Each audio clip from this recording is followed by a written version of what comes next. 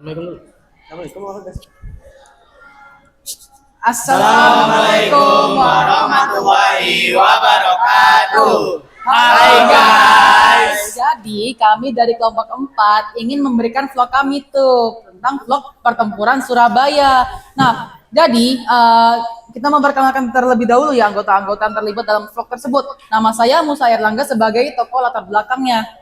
Perkenalkan, nama saya Resminan Pamungkas sebagai awal kemerdekaan bangsa Indonesia. Nama saya Nugra Rizky sebagai kedatangan Jenderal Britania Raya. Perkenalkan, nama saya Nofri Abdul Syukur, saya menjelaskan materi tentang insiden Hotel Yamato. Perkenalkan, nama saya Mustafa Ramadan, saya menjelaskan tentang kematian Jenderal Malabi. Perkenalkan, nama saya Zidan Pratama Nugroho sebagai alur pertempuran 3 minggu di Surabaya. Perkenalkan, nama saya Panji Anugrah.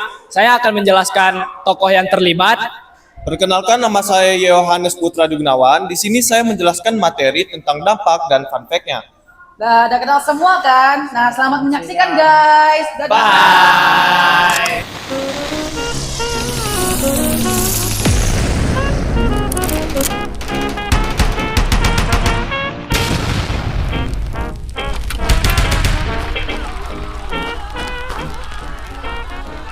Nah, pertempuran Surabaya adalah pertempuran yang sangat klasik yang dimulai pada akhirnya Perang Dunia Kedua, di mana Jepang ini menyerah nih kepada tentara sekutu Amerika. Nah, itu pada tanggal 15 Agustus 1945 Jepang ini menyerah tanpa syarat ya kepada tentara Amerika. Nah, kenapa? Karena dijatuhkan bom atom nih sama Amerika pada tanggal 6 Agustus dan juga 9 Agustus 1945 di Hiroshima dan juga Nagasaki. Nah, terus akibat penyerangan tersebut terjadilah kekosongan atau power of vacuum ya. Nah, terus pada tanggal 7 Agustus 1945 akhirnya Indonesia ini memproklamasikan kemerdekaan mereka, terutama diproklamasikan oleh Insinyur Soekarno sama Muhammad Hatta nih ya, yang penuh semangat dan juga berkobar lah jiwa mereka nih kan ke seluruh penjuru Nusantara. Sepenuhnya itu proklamasi kemerdekaan itu aman karena Jepang yang menyerah di Indonesia ini masih ada di Indonesia ya. Jepang yang menyerah kepada tentara sekutu itu masih ada di Indonesia, dan juga Belanda diwakili oleh Belanda itu si NICA ya, Netherlands Civil Administration ya. Oke. Nah, terus pada periode awal Agustus September 1945, nah kan si Jepang udah menyerah nih ya Jepang ini udah menyerah lah pokoknya, udah menyerah, dan jadi power of vacuum atau timbul kekosongan di mana suatu pemegang itu udah hilang kendali dengan syarat tertentu. Misalnya kayak si Jepang itu menyerah, jadi dia tuh nggak punya hak legitimasi lagi. Nah, terus karena akibat itu pada saat itu ya rakyat Indonesia itu masih muda dan nggak sepenuhnya kokoh. Nah, dengan kondisi Jepang, militer Jepang saat itu udah menyerah, nah otomatis ditinggalin kan wilayah Indonesia. Nah, dengan kesempatan inilah rakyat Surabaya, terutama Laskar Pelangi, TRI, dan para pemuda lainnya kira menguasai kembali kantor-kantor pos ya, kantor-kantor penting mereka, dan terutama ya markas-markas senjatanya Jepang lah ya kan di situ. Terus selanjutnya pada tanggal 25 Oktober 1945 akhirnya nih mereka ini datang nih para sekutu yang bernama NICA dan juga AFNEI. Nah, NICA sama AFNEI itu NICA itu singkatan dari Netherlands Civil Administration ya, dan juga AFNEI itu adalah singkatan dari Allied Forces Netherlands East Indies. Nah, mereka ini pertama itu ingin membebaskan para tawanan nih. Tapi pertama kan si AFNEI dulu datangnya. Tapi tiba-tiba didatangin sama si NICA, kan mau melucuti tentara Jepang kan. Tapi ternyata enggak. Mereka ini masih punya misi politik. Apa misi politik tersebut? Yaitu adalah menguasai kembali jajahan mereka, yaitu si NICA terutama ya kan. Nah, terus pada tanggal 27 Oktober 1945 nih, di mana terjadi tragedi Hotel Yamato, dan udah klasik lah ini ya. Tragedi Hotel Yamato itu di mana bendera Belanda itu ditancepin ke atas Hotel Yamato ya. Nah, ini menunjukkan nih bahwa yaitu bersifat kolonialisme kan, dirinya mereka ini naiklah ke panjat ke atas Hotel Yamato, terus dirobek bendera birunya tertinggal merah dan juga putih. Nah, terus pada tanggal 28 sampai 29 Oktober 1945 para rakyat Surabaya dan juga AFNEI dan juga NICA. Nah, AFNEI ini dipimpin oleh Jenderal A.W.S. Malabi, itu sangat berkontribusi besar lah dan peperangan tersebut, apalagi terutama untuk si AFNEI ya. Nah, terjadi peperangan di penjuru kota, misalnya kayak kota Tunjungan, ada Tanjung Perak, terutama ya di Jembatan Merah itulah. Nah, terus akibat ketimaksiatan itu terjadi bentrokan. Nah, di mana pada tanggal 30 Oktober 1945 akhirnya ya Jenderal A.W.S. Malabi itu meninggal ya, belum tahu ya, katanya belum diketahui siapa penembaknya, tapi pokoknya dia itu meninggal, makanya dinamai Jembatan Merah. Nah, terus pada tanggal 9 November 1945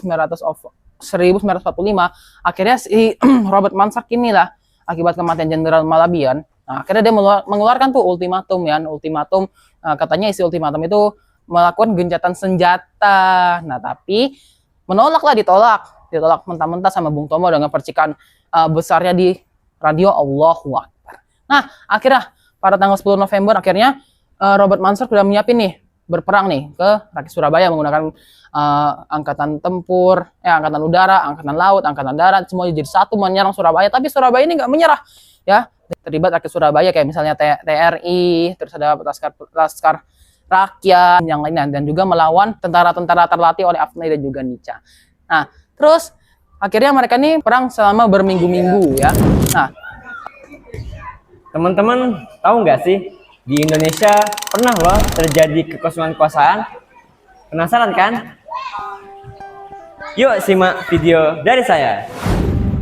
Nah, kekosongan kekuasaan atau vacuum of power merupakan kondisi di mana suatu wilayah atau sebuah negara tidak memiliki pemimpin secara sah. Nah, jadi teman-teman, hal tersebut pernah terjadi di Indonesia, tepatnya pada akhir Perang Dunia Kedua. Setelah Amerika Serikat menjatuhkan bom atom di kota Hiroshima dan Nagasaki, Jepang akhirnya menyerah tanpa syarat di atas kapal USS Missouri pada tanggal 15 Agustus 1945. Ini menandakan bahwa Jepang telah kalah dan Jepang tidak memiliki kekuasaan di Indonesia. Nah, melihat peluang emas ini, rakyat Indonesia tidak tinggal diam. Mereka ingin segera memproklamasikan dan memerdekakan bangsa Indonesia. Nah, peristiwa ini memunculkan dua perbedaan pendapat, yaitu antara golongan tua dan golongan muda. Golongan tua yang pada saat itu dipimpin oleh Soekarno, Hatta, dan Ahmad Subarjo, sedangkan golongan muda pada saat itu dipimpin oleh Cairo Saleh, Wikana, dan Sukarni. Nah, golongan tua ini ingin kemerdekaan Indonesia itu dilakukan secara struktural, yaitu menunggu PPKI, Panitia Persiapan Kemerdekaan Indonesia itu dibentuk dan dicampur tangani oleh pihak Jepang. Nah, golongan muda ini tidak terima dengan adanya campur tangan Jepang. Yang mereka inginkan adalah kemerdekaan Indonesia itu didapatkan dari hasil perjuangan dan pengorbanan rakyat Indonesia itu sendiri. Nah, perdebatan ini memuncak teman-teman, hingga terjadinya peristiwa yang kita kenal saat ini, yaitu peristiwa Rengas Dengklok. Tepatnya pada tanggal 16 Agustus 1945. Peristiwa ini adalah pengasingan Soekarno dan Hatta keluar Jakarta, tepatnya di daerah Karawang, Jawa Barat. Tujuannya sangat jelas, untuk agar Soekarno dan Hatta ini tidak dihasut oleh pihak Jepang dan mempercepat memproklamasikan kemerdekaan Indonesia. Nah, setelah berdiskusi dan berunding, akhirnya Ahmad Subarjo menyatakan kepada golongan muda bahwasannya teks proklamasi kemerdekaan Indonesia akan dibacakan selambat-lambatnya pada tanggal 17 Agustus 1945. Nah, setelah itu, Soekarno dan Muhammad Hatta kembali ke Jakarta, tepatnya di kediaman seorang perwira Jepang yang bernama Laksamana Tadashi Maeda, untuk merumuskan dan membuat naskah proklamasi kemerdekaan Indonesia. Nah, Laksamana Tadashi Maeda ini teman-teman ya, itu bersimpati kepada rakyat Indonesia karena melihat perjuangan mereka dan pengorbanannya. Dan juga pada saat itu kan Jepang sudah tidak lagi memiliki kekuasaan kan. Nah, maka dari itu Laksamana ini ingin membantu rakyat Indonesia. Akhirnya teks proklamasi itu diketik oleh Sayuti Melik berdasarkan tulisan tangan Soekarno. Nah, naskah inilah yang kita kenal pada saat ini, yaitu teks proklamasi kemerdekaan Indonesia. Lalu, tepatnya nih ya, pada tanggal 17 Agustus 1945, pada pukul 10 dini hari di kediaman Soekarno, yaitu di Jalan Pegangsaan Timur nomor 56, teks proklamasi Indonesia resmi dibacakan oleh Soekarno yang didampingi oleh Muhammad Hatta. Dan juga bendera merah putih nih yang dijahit oleh Ibu Fatmawati akhirnya dikibarkan oleh Latif Hendraningrat dan juga Suhut. Nah, teman-teman, berkibarnya bendera Indonesia ini menandakan bahwasanya Indonesia telah merdeka. Namun, di balik kebahagiaan ini tidak berlangsung begitu lama. Hingga tentara Belanda dan sekutu datang menginjakkan kaki di Surabaya.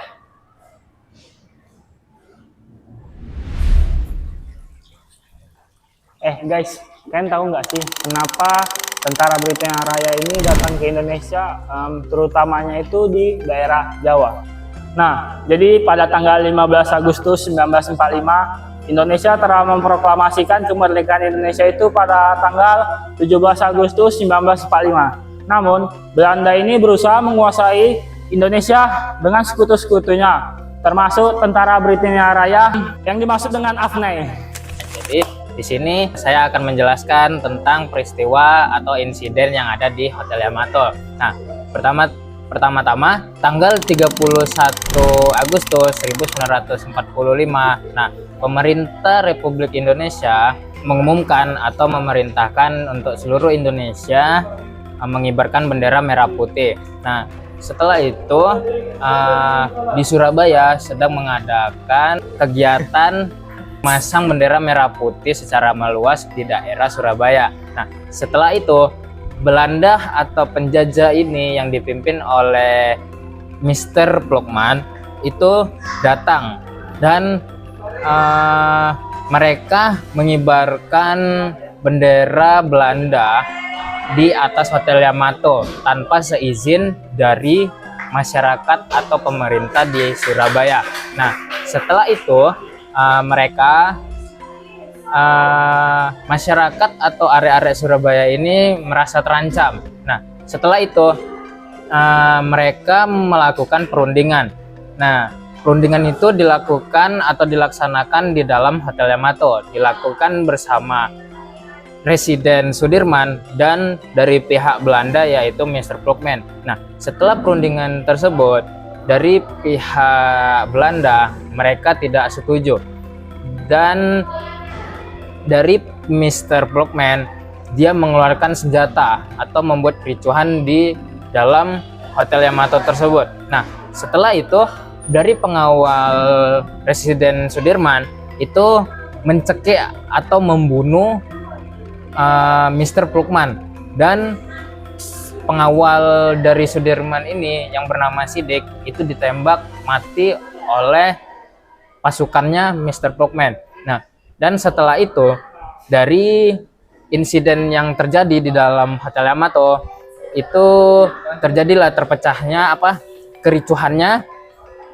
dan dari pihak Residen Sudirman dan pengawalnya satu lagi itu berhasil keluar dari Hotel Yamato tersebut. Nah, setelah mereka keluar dari Hotel Yamato, nah mereka keluar dan melihat seluruh masyarakat atau area-area Surabaya itu ada di luar dan beramai-ramai. Setelah itu area-area Surabaya ini melihat di atas Hotel Yamato itu ada bendera Belanda. Nah, setelah itu area-area Surabaya ini langsung bergegas untuk mengambil bendera tersebut. Nah, bendera tersebut warna apa yang dirobek mereka? Biru. Nah, betul. Nah, jadi mereka di atas Hotel Yamato mereka mengambil bendera Belanda dan terus merobek bendera warna birunya. Nah, setelah itu mereka mengembalikan lagi ke benderanya ke atas tiang dan digerek kembali, yaitu bendera merah dan putih. Nah, teman-teman, kalian tahu nggak sih kenapa Jenderal Malabi bisa tewas di Jembatan Merah di Surabaya? Jika kalian memang mau tahu, simak video dari saya ya.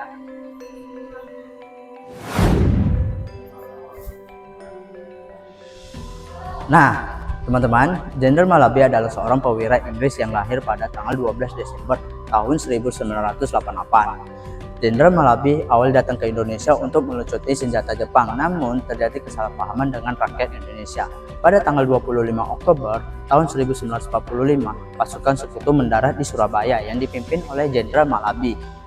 Untuk tujuannya yaitu untuk melucuti senjata Jepang dan membebaskan tawanan. Pada tanggal 26 sampai 29 Oktober tahun 1945, situasi memburuk dikarenakan terjadi penyebaran planti ultimatum yang disebarin oleh Inggris. Ini membuat pihak Surabaya dianggap sebagai ancaman. Nah, menariknya teman-teman, pada tanggal 30 Oktober tahun 1945, sebuah insiden besar terjadi dan Jenderal Malabi ingin berusaha untuk meredakan situasi dan melakukan pertemuan dengan tokoh-tokoh Indonesia. Namun, pas di perjalanan di sekitar Jembatan Merah, Jenderal Malabi dan Kapten Robert Charles, yaitu ajudannya, di sekitar Jembatan Merah itu terjadi bentrokan yang sangat sengit dan mobil yang ditumpangi Jenderal Malabi pun meledak dan Jenderal Malabi dan ajudannya pun tewas. Nah guys, menariknya masih ada banyak perdebatan apakah Jenderal Malabi tewas karena tembakan dari pihak Indonesia atau karena lemparan granat secara tidak sengaja. Bagaimanapun, kematian Jenderal Malabi dan ajudannya itu membuat pihak Inggris murka dan Surabaya diancam untuk menyerahkan senjata kepada Inggris. Jika tidak diserahkan, Surabaya akan diserang habis-habisan dengan pihak Inggris. Nah, benar saja guys, pada tanggal 10 November tahun 1945 pemicuan akhir besar-besaran pada tanggal 10 November tahun 1945 yang seringkali kita kenal sebagai Hari Pahlawan. Nah, oke.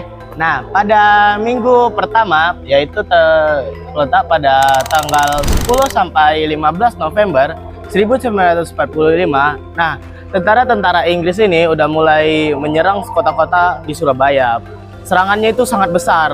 Yang peperangan ini terjadi di 3 tempat, yaitu di Jembatan Merah, habis itu di Tanjung Perak, habis itu ada lagi di Darmo. Nah, lalu orang-orang Surabaya ini hanya dilengkapi oleh bambu runcing, habis itu dengan senjata yang udah dirampas dan bom-bom yang sudah dirakit. Nah, habis itu sebelum tanggal 15, pada tanggal 11 sampai 12 November 1945, orang-orang Inggris ini berencana untuk mengambil pasokan-pasokan yang dimiliki oleh orang Surabaya, yaitu terletak di bagian pelabuhan dan bagian jalur rel kereta api.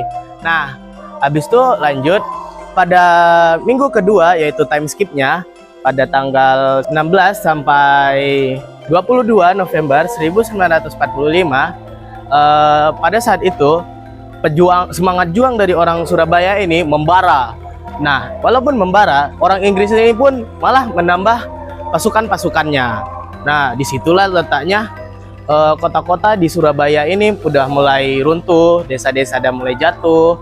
Nah, karena tempat itu dijadikan sebagai pertempuran jarak dekat. Nah, pertempuran jarak dekat ini, mereka ini seperti menghancurkannya dari dekat gitu. Intinya sampai banyak rumah korban yang terkena dampaknya. Nah, lalu time skip lagi pada minggu terakhir yaitu minggu ketiga. Nah, di minggu ketiga ini orang-orang Surabaya itu udah mulai berkurang, udah mulai sedikit gitu kan.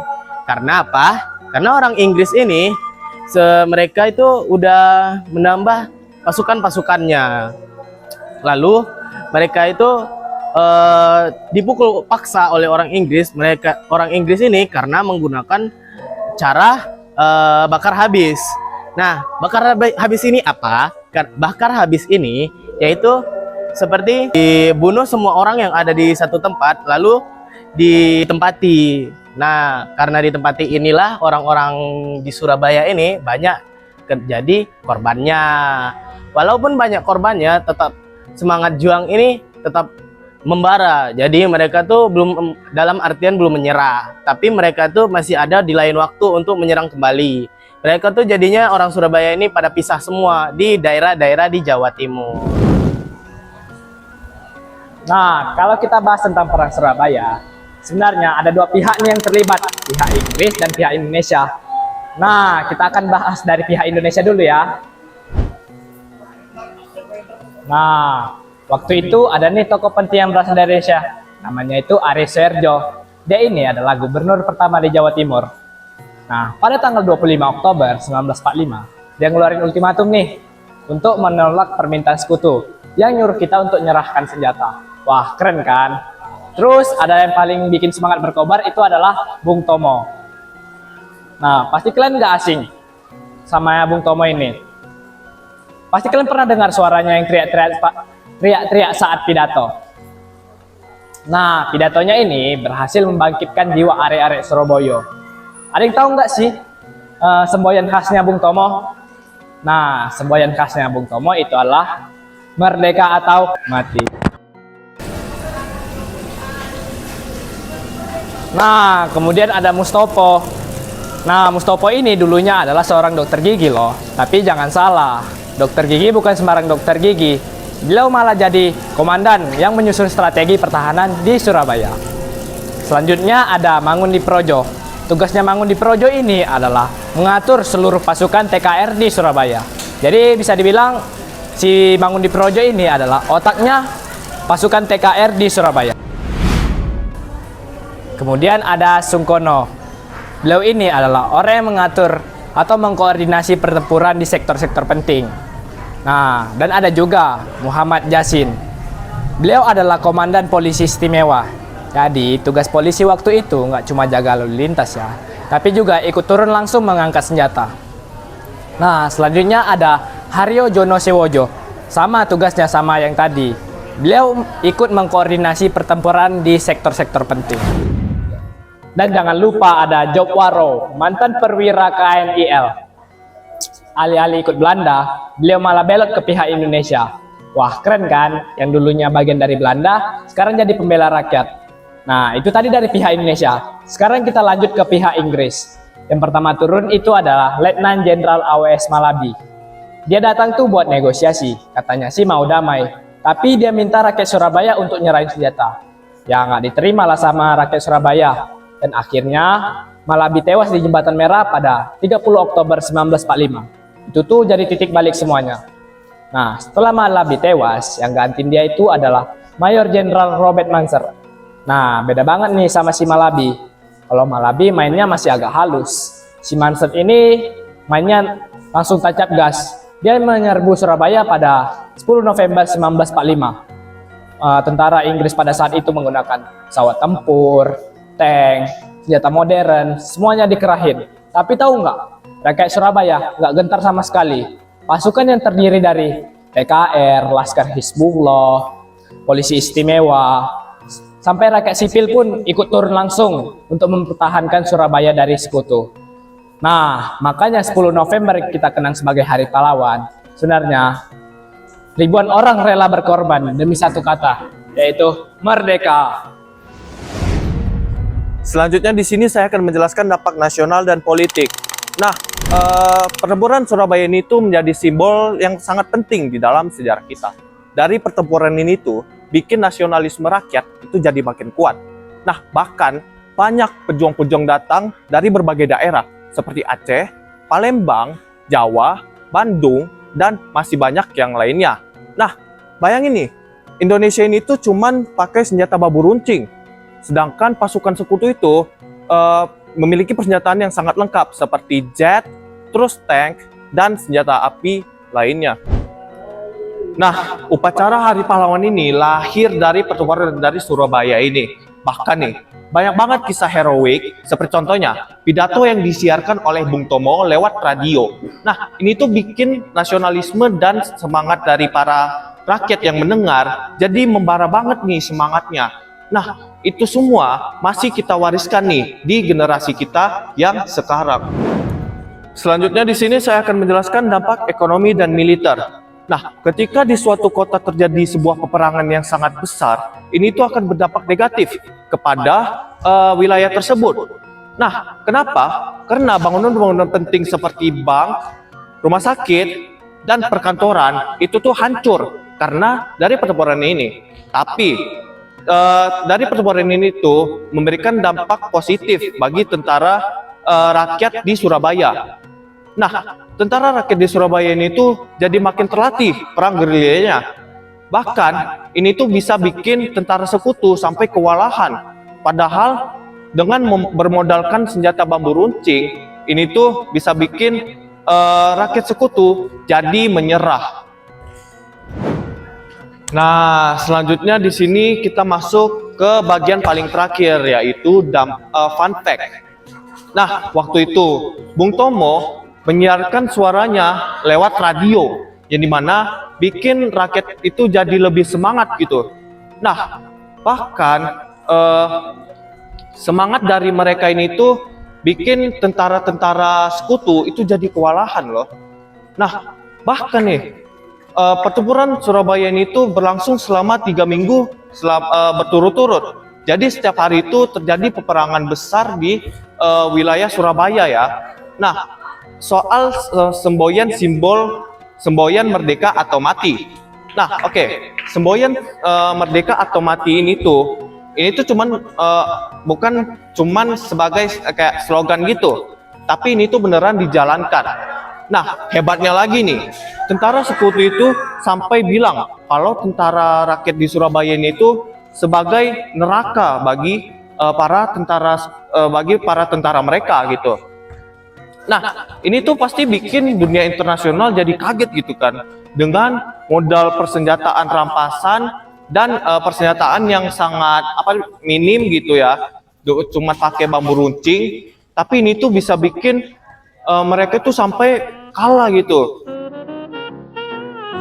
Nah, gimana? Seru kan penampilan videonya dari kami? Ya, kita udah jelasin tuh secara lengkap tuh dari alur ceritanya, dampaknya, terus semacam itulah. Dan kalau misalnya ada salah kata dalam video tersebut, mohon maaf ya.